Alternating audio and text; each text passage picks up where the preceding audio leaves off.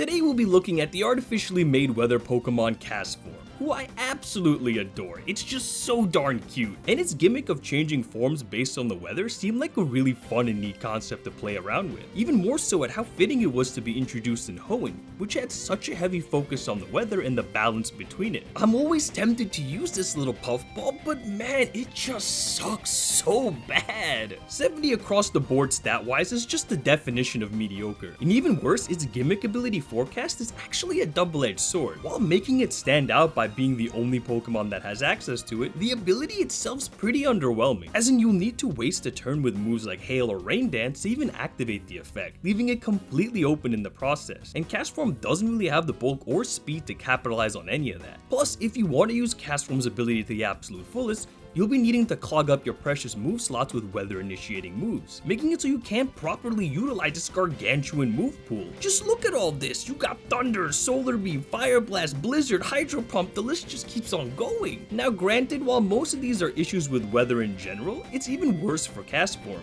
Because while other weather abilities can double a Pokemon's speed, boost their power, or even heal them, all Forecast really does is change its typing. What sucks too is that in its debut games, you go through this extremely long route, one of my absolute favorites to explore actually, and at the end you reach this fascinating looking building, which is pretty unusual to find on a route. You then face off against a villain organization, save the day, and get rewarded with this one-of-a-kind Pokemon, only to quickly find out it's one of the most mediocre Pokemon out there, who I bet ends up in most people's PC box. So here's how we fix Castform. We just add one addition to its ability. If using a move in correlation to that weather type, it'll trigger that condition before the turn begins, transforming Castform into its respective form. So pretty much like some of the Dynamax moves, just in reverse order. Now instead of Castform taking up space in your PC, it can fill up any role your team would otherwise be missing. Drake's Dragon types giving you trouble? Teach it Blizzard and wreak havoc. Castform's gonna activate Hail on attack, so that move has no chance to miss now. Steven's variety of Steel and Rock types just being a pain?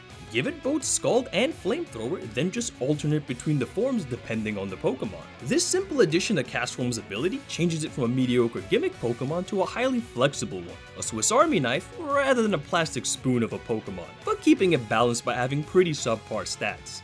And if you do want to use it competitively now, I'd probably slap a Choice Scarf for cleaning up, or Specs as a decent wall breaker for any weather team. So that was Castform, personally the prime example of wasted potential. So with this change, would you consider using it on your adventures, or is it still getting thrown in the PC?